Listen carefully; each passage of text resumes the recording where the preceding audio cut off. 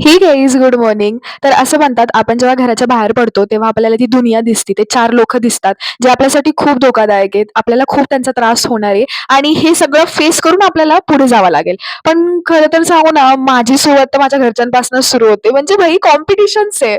मी literally म्हणजे दुनिया काय आहे, मी दुनियाच्या पहिले माझ्या फॅमिलीवाल्यांचेच रंग बघते. मे बी त्यांची चिंता असू शकते, पण माझ्यासाठी तर हे खूप स्ट्रेसफुल आहे आणि मला हेच फेस करून दुनियाकडे जावं लागतंय. म्हणजे ह्या पलीकडच्या खूप काही गोष्टी आहेत ज्या मी नंतर सांगेल. बाय द वे तुम्ही आता बघत असाल, हां, आता येईल हा माणूस बघा. हा मला रेल्वे स्टेशनला म्हणजे जिथून मी माझ्या कॉलेजला जात असते बस घेऊन, तिथे मला भेटलेला आणि ह्याने मला 2-3 अशा काही माझ्या भविष्यवाणी सांगितल्या. आय डोंट नो हा कुठून आला, कसा आला मला काहीच आयडिया नाही. फक्त तो आलेला माझ्या खिडकीजवळ नॉक करत होता, की "दीदी काहीतरी खायला दे." मग मी त्याला ₹10 दिले म्हणजे असं घ्या बा असं मुलगा होता आय डोंट नो वगैरे. तर मग मी दिले, पण थोड्या वेळाने 1 मिनिटात उभं राहून तो मला असं सांगायला लागला, "हे, हे, हे, हे." आता मी ते तुम्हाला नाही सांगणार. जर आता मी कंडिशन ठेवते, जर माझे सबस्क्रायबर वाढत असेल, तर मी तुम्हाला सांगेल, की त्याने मला ॲक्चुअली काय सांगितलं, नाहीतर मी नाही सांगणार कारण ते इट्स अ सिक्रेट. ओके. तर आजही माझा पेपर होता. भाई मी लिटरली 1 हफ्त्यापासून पेपर देते. आता तर मला असं वाटतं, की मला सवय झालेली आहे. म्हणजे उठा, खा, प्या, दुपारी कॉलेजला जा, पेपर द्या, परत या, परत खा, प्या, झोपा, परत सकाळचा अभ्यास करा, पेपर द्या. लिटरली सायकल चालू आहे. बट ठीक आहे, येईल. शेवटचा दिवस पण येईल हां. थांबा, थांबा, वाट बघा तुम्ही. पण ऐका ना, काय झालेलं, की ऐका ना.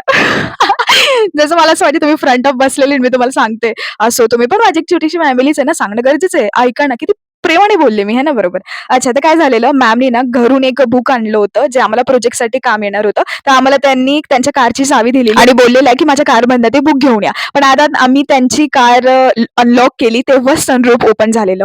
भाई इतकं आम्ही टेन्शनमध्ये आलो, की आम्ही ग्रॅज्युएशनचे स्टुडंट आणि लिटरली आमच्याकडनं काय झालं, मॅम काय विचार करतील, की भाई काय काय केलं तुम्ही माझ्या कारसोबत? बट ते आय थिंक काहीतरी ते सेन्सर होतं ऑटोमॅटिकवालं बहुतेक. त्यानंतर मग आम्ही मॅमला कॉल केलेला. मॅम आम्ही खूप ट्राय केलं. त्यानंतर मग आम्ही मॅमला कॉल केला, की मॅमला सांगितलं, "मॅम ऐसा-ऐसा हो गया, अब क्या करें?" Etcetera, etcetera.